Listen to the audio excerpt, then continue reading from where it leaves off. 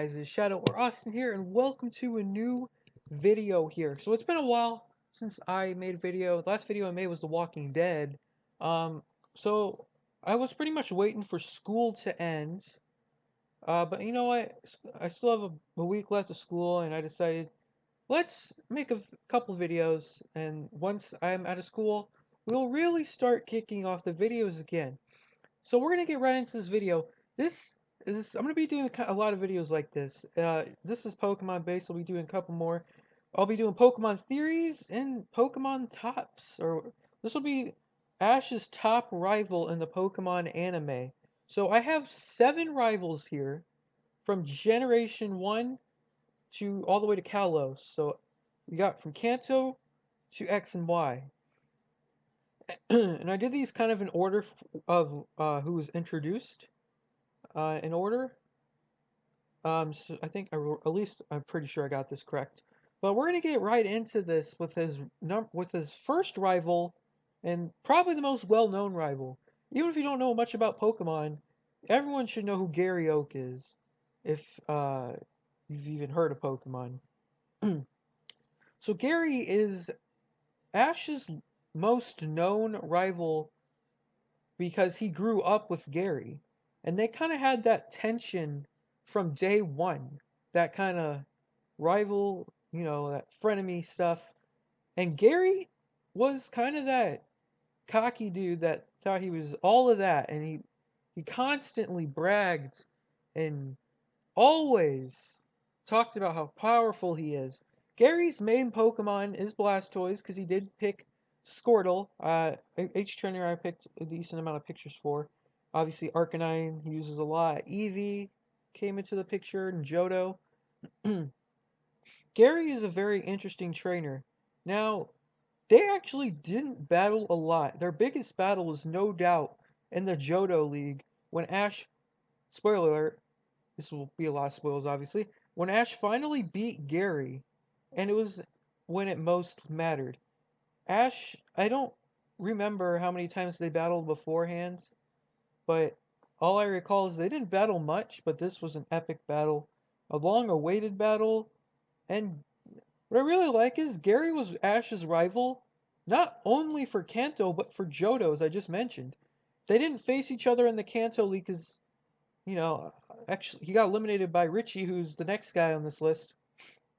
And, so I don't know how far Gary made it. He didn't win, but he lost to Ash, and it was a really intense battle. And yeah, Gary, you guys can comment down below who your favorite rival is of Ash. He's not my favorite. He actually places 3rd on my list, but I can see why people would put him either 1st or 2nd, because I mean it's a classic here. Gary's a classic. They really developed his character well. We've seen him a little bit in Hoenn, and we've seen him a decent amount in Sinnoh for the Team Galactic stuff, and I believe Ash battled him at the end of Hoenn against the Electivire, and that's how he was introduced to Sinnoh. And Gary eventually became an assistant or something, a researcher, and he's no longer the same cocky dude that we knew from the beginning, but we haven't seen Gary since Sinnoh. I really hope he comes back, but we'll have to see. As I mentioned, Richie's the next one. Now, Richie, to me... sorry, voice crack. Richie, to me, was a rip-off of Ash, and he really was to a lot of people. First of all, his partner's a Pikachu who doesn't like to be in its Pokeball. I mean, look at this picture of him and Ash side by side. They look very similar. May I say, look at their little gloves. They have the same exact gloves. They're both wearing a ball cap. Their hair is somewhat similar. And then obviously they both have the Pikachus. It's literally Ash's clone. I mean, how more similar can you get? He also has a Charmeleon, and Ash has a Charizard. And then he's got this Pupitar, who I believe we met in Johto. Now, Richie, I liked his character because it wasn't... They weren't rivals as much as friends, you know what I mean? Richie and Ash just became, friends. They traveled for a little bit. You kind of seen Richie kind of grow a little bit. He beat Ash because he beat Ash in the Kanto region because his Charizard would not listen to Ash. Obviously, he got disqualified because of it. And this was Ash's first ever loss in the Pokemon League. Very disappointing, I must say. It wasn't intense at all. Everyone was like, can't wait for this Pokemon League, first ever Pokemon League. Ash doesn't even win. He doesn't even get close. He loses to Richie very early on. That kicked things off for Ash. Richie then appeared again in the Johto region for an episode or two. It was at least a few episodes for the Lugia thing. There was this Lugia episode or two with the other Team Rocket, and Richie was part of it. And I think that's where we got introduced to Pupitar. I'm not quite sure when Pupitar was introduced, but yeah, he was seen for a very short amount of time in Johto. I don't remember what his objectives were after that, because he wasn't in the Johto League. I don't know if he went somewhere else or what. He was kind of left unnoticed. Next is Paul. Oh, sorry, one of the pictures seemed to got cut, but either way, that's going to aggravate me. You kind of see it in the background there. But there's a gap there. I mentioned Gary kind of was Ash's rival for both Kanto and Johto. Ash really didn't have a big rival in Hoenn. I forget the guy's name, but he had like a Beldum and a Matang. He wasn't that big of a character. He was a big character for a while, but that wasn't a character that really developed. So we're moving on to Paul, and this is a lot of people's favorite rival. As you can see here, his main Pokemon, well, his starter was actually Turtwig, so his Torterra is his main starter. Electivire is his favorite Pokemon, though. My voice is just cracking all over the place. Electivire is his main Pokemon. It's his strongest as well. And the thing I like about Paul, he's got a more variety. Gary had a variety, and we've seen a lot of it, but Ash and him didn't battle a lot. Ash and Paul battled a lot. We've seen Paul use a lot of Pokemon. We've seen him catch a couple of his Pokemon. So Paul is a very interesting character. If you remember at the beginning of the show, or of Diamond and Pearl, Paul caught 3 Starlies, looked at all the stats in the Pokedex, and picked the best one. Eventually, when he battled Ash for the first time, the Starly lost. He released the Starly. So his training methods, he was all about power and the strongest Pokemon. So he did not accept weak Pokemon. He was a very strong trainer. He worked hard, but he wanted a Pokemon that already kind of started out good. And another thing very interesting about Paul is he is determined to beat the strongest of the strong. If that makes any sense. He wanted to battle Brandon so bad, who his brother Reggie lost to. He wanted to do what his brother couldn't and beat Brandon, which he couldn't do, but he doesn't care. He doesn't like losing. But when he lost to Brandon, it wasn't like Paul was upset. He was upset, but he doesn't show much emotion. Paul is one of the most emotionless dudes ever to appear here. He's literally just the rival I was so happy to see. He's very powerful, and up till the Pokemon League, Ash didn't beat him once. Even the small battles, even they had a 6-on-6 battle before the Pokemon League, Ash could not beat him. And Paul's a very smart trainer. Before I get into that, he's the one that released Chimchar, which was kind of a dumb move if you look at what Ash was able to do with him. Paul released Chimchar because he was not strong at the time. Goes to show, it's because the Pokemon's not strong, doesn't mean they can't become strong. And that's probably the whole reason why he lost to Ash in the Pokemon League overall. But he released his Chimchar because he was weak, according to Paul. Ash took care of it. Paul kind of looked over. and he looked. He saw Chimchar grow, but he didn't seem too worried at the time. Now, the thing I like about Paul is not only is he determined to beat the strongest trainers, he is very smart. Now, in it didn't work out for him in the Pokemon League, but Paul had two Pokemon that he wasn't necessarily using to defeat any of Ash's Pokemon. He had a Gastrodon and an Aggron. He didn't. He obviously he wanted them to do damage, and if he fainted a Pokemon with them, then good for him. But Paul used those two to see what Pokemon Ash was using, because they're kind of tanky. Paul was able to see what 3 to 4 Pokemon just through those two, and he caught on that Ash was using the team that lost to him when they did their first 6-on-6 battle. So if it's a smart strategy, obviously that was very predictable. I mean, what Ash did is very predictable, but it's a smart strategy to use. Kind of decoy Pokemon to kind of see what Ash was using. Now, the one thing I did notice about Paul in that battle, he wasn't going for his powerhouse Pokemon. Drapion, Ninjask, Frostlass, and Electivire were his other 4, and Ninjask is pretty good. Frostlass is good. Drapion was really good. And Electivire is good. But I just didn't. I thought maybe mix an Ursa Ring or Magmortar or even Torterra, but he didn't. That's the team he went with. The only one that we really saw that he brought over was Electivire. No one really knew that he had those other Pokemon. With the exception of Drapion, he might have had him. And we might have seen him before. But Paul is definitely a powerful, smart, strong trainer. And there's a lot to say about him, but that's all I'm going to say. And he's personally my favorite. Like I said, comment down below out of this list who's your favorite. Next one is Trip, and I thought this, and a lot of people thought this. It's a Paul ripoff. That's why I have the Trip versus Paul thing. Just look at their similarities. First of all, the hair is somewhat similar. Paul and Trip's kind of like, he's got Gary in him, and he's also got Paul in him. He thinks he's very powerful, and he doesn't show too much emotion, but he shows enough emotion.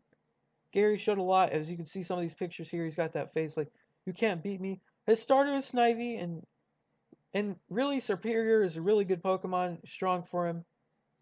He did beat Ash in the first battle, and they didn't battle a lot. Trip did win most of the battles, but overall, they never really had an intense battle that I enjoyed. As you can see there, Superior kind of strangling Pikachu. That was in the Pokemon League, I believe, and he lost. And I think that was like a one against one. Trip did not make it far, and he thought he was really good. I forgot who he challenged, but he's like Paul in a sense. He wanted to be a very strong trainer, so he battled the guy with the Bouffalont, and he lost. He was a really strong person. Don't remember who it was. You guys know, let me know down in the comment section. And he also lost to Silent in a tournament. Trip was just not strong. And well, at least not as strong as he acts to be. I personally don't like him. He had so much potential. The writers put him in the wrong direction. They had a good start to Trip, but we didn't see him that much for a while. And then once we saw him again, it was for a short amount of time. And then in the Pokemon League, he lost and just left. So Trip, not much to say about him other than I don't like him. They tried to make him like Paul, because Paul was such a successful character. Trip kind of wasn't. And Ash did meet a lot of people along the way, so Unova wasn't bad. It's still not my. It's one of my favorite regions, but I think it just didn't go in the direction that we wanted it to, just because the rival was just not. He wasn't the best. That's all I really have to say for Trip. We got 2 more trainers left to go. Or 3, sorry. Cameron. So this was one of those characters I was talking about. Another person Ash met along the way in Unova. It was kind of like a rival. He's a later rival that we saw later in the season. before the Pokemon League, and he was met outside the Pokemon League camping. I will say he's not the smartest character. That headband on his head, he he pulls it forward and lets it go, so he gets slapped with it to help him think. So he's not the smartest person. His main Pokemon is Riolu, who eventually evolved into Lucario, and he's so dumb. Look at the bottom picture with the badges. He thought you only needed 7 badges, and you can clearly see that spot where the 8th badge is supposed to be. So Ash had to explain to him all that. So, and then the top left, you see the picture of a Samurott, Ferrothorn, and Riolu. Now, actually, I don't know if he started with Oshawott or Riolu. I believe he started with Oshawott just because it's a starter. I don't know if it mentioned it, and if it did, I forgot. Another reason why this kid's stupid, he thought you needed 5 Pokemon and a 6-on-6 battle when he fought Ash. Even though the announcer clearly said when he was watching battles, it's a 6-on-6. He brought 5. Now he did end up beating Ash somehow, probably because Ash just, he sucked in Unova. He had so many Pokemon, but none of them were really fully evolved. He had a Snivy, an Oshawott, a Pignite. His Crocodile was very strong. But, he still ended up losing to him somehow. Cameron did not win at all. He lost to do with all the evolutions. His Riolu was a big part of that win, though, because he evolved into Lucario, and his secret weapon was Dragon. So, he wasn't weak. So, we know he had a Lucario, Samurott, Ferrothorn, Dragon. I forgot he had another one, but it's just not coming to my head. If you guys know, let me know. To me, he's not the biggest rival. He was an interesting character, very dumb, but he wasn't weak. He had some decent Pokemon. We'll never know who his 6th Pokemon was, though. Next, we were in the X and Y series. We got Sawyer. Sawyer really jumped out at me. He's very unique. Sawyer's kind of that nerdy guy.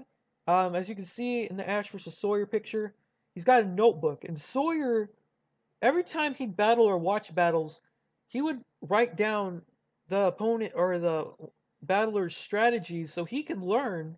And every time Ash would battle, he'd write down what he saw. He was preparing to fight Ash. Now, most of the time, Ash did beat Sawyer. I believe Sawyer won once in a battle that they did. But Sawyer to me was a very interesting trainer, and you could see his growth over time, and he really became a strong trainer. We first saw him with a Trico, and we eventually saw him with a Grovyle and the Sceptile. He became stronger. I want to see how he got the Mega Stone, because the next guy, we did see how he got the Mega Stone in a certain series, like a DLC thing. I don't know what it was called. It's a line if you guys don't know. Followed him and his Charizard. But Sawyer to me was an interesting character because we saw his growth.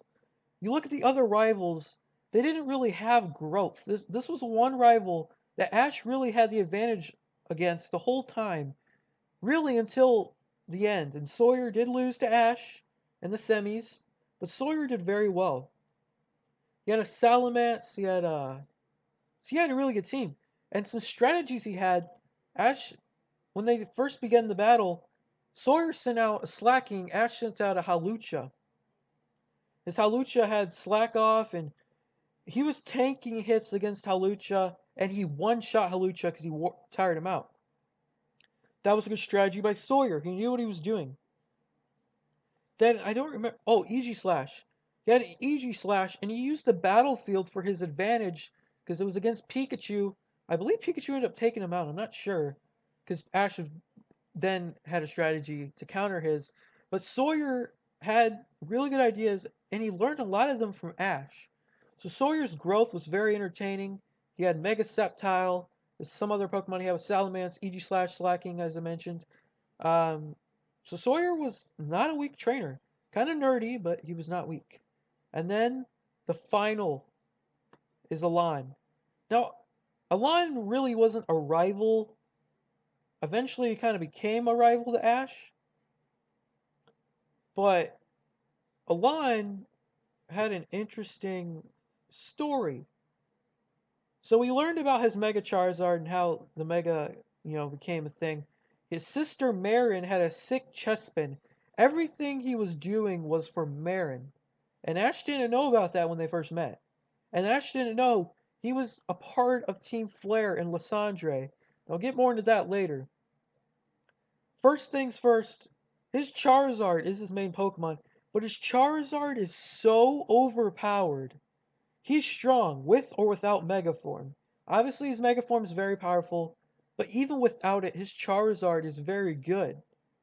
Obviously, what he does is for Marion. His intentions weren't to make the Pokemon League at first. Now, I will say this. The writers made Alain in the Pokemon League, and if he wasn't in the Pokemon League, we could probably say Ash would have won his first Pokemon League ever. This is the farthest Ash made, and it was the finals. Ash never made it that far. He made the semis before, but he never made it to the finals. So, we saw a lot of growth in Ash. His team was very good. He had no extras, though. He had a total of 6 Pokemon. No Pokemon in his PC, well, calling it the PC, except his Pokemon from previous regions. So, Ash really stuck with that team. The thing about Alain is we didn't see many of his Pokemon other than Charizard, and I believe we saw his Metang that eventually became Metagross, or if it was already Metagross, I don't recall. But we didn't see many of his Pokemon, so when it became the battle between him and Ash, Alain had more of an idea what Ash had than what Ash knew about what Alain had. Obviously, his final boss was Charizard. He had some Pokemon like Bisharp, Tyranitar, Metagross, Weavile, and Unfezant. By the way, Pikachu really wrecked. He knocked out Metagross and Tyranitar, both really strong Pokemon, and he did damage to Bisharp, or I forgot who it was. Bisharp was pretty strong, but then it came down to Greninja against Charizard, Ash Greninja against Mega Charizard. His Charizard won, and it was a close battle, but his Charizard was so powerful, he wasn't even that worn out. Greninja had a big attack, his Charizard had a big attack. Charizard in a standing still, he almost fell over. Greninja lost. Alain was the champion, even though he didn't want to go in the Pokemon League. So it's kind of sad for Ash's sake, but it was a very intense battle. When I watched it, I really thought Ash had a chance. Everyone knew how powerful his Charizard was, though. And it seems like the Pokemon with the disadvantage always wins. Because when Greninja was facing Sceptile, Greninja won, and Greninja had the disadvantage. When Greninja and Charizard are fighting, technically Greninja had the advantage, but really Charizard did because he's more powerful. So even though he had a type disadvantage, Alain still won. And we've seen it before. Blastoise versus Charizard, Ash's Charizard, Ash won. Electivire versus Infernape. Kind of even there, actually. But yeah, Alain, very powerful trainer. He did all this, all for his sister and her chest spin. And he was not necessarily working for Team Flare, but, he eventually found out. Every time he battled, he got energy into his Mega Ring, and that's really how his Charizard got more powerful. He didn't know that, to be fair. Technically, he shouldn't have been able to battle because he was getting more energy. He should have been disqualified, but he didn't know that. No one else knew that. He was very heartbroken to hear that because, not saying that he wouldn't have won, but that's probably why his Charizard was so overpowered. Eventually, he did turn to Lysandre. He did become the champion. And Alain, to me, is a really good rival. Now, here's my top 3. Paul's my favorite rival of Ash's. Alain's my second. Gary's my third. My least favorite rival has to be probably Richie, just because I was not a fan. He was too much like Ash, and they didn't really have many battles. So I definitely got to say, out of Gary, Richie, Paul, Tripp, Cameron, Sawyer, and Alain, my favorite is Paul, least favorite, Richie. So let me know in the comment section below what your top 3 is, who your favorite is, who your least favorite is. And yeah, also let me know what other videos like this you'd like to see. I hope you all enjoyed this. And if you did, make sure to give it a thumbs up. And if you want to see more, subscribe. Hope you all enjoyed. I'll see you in the next video, and peace out.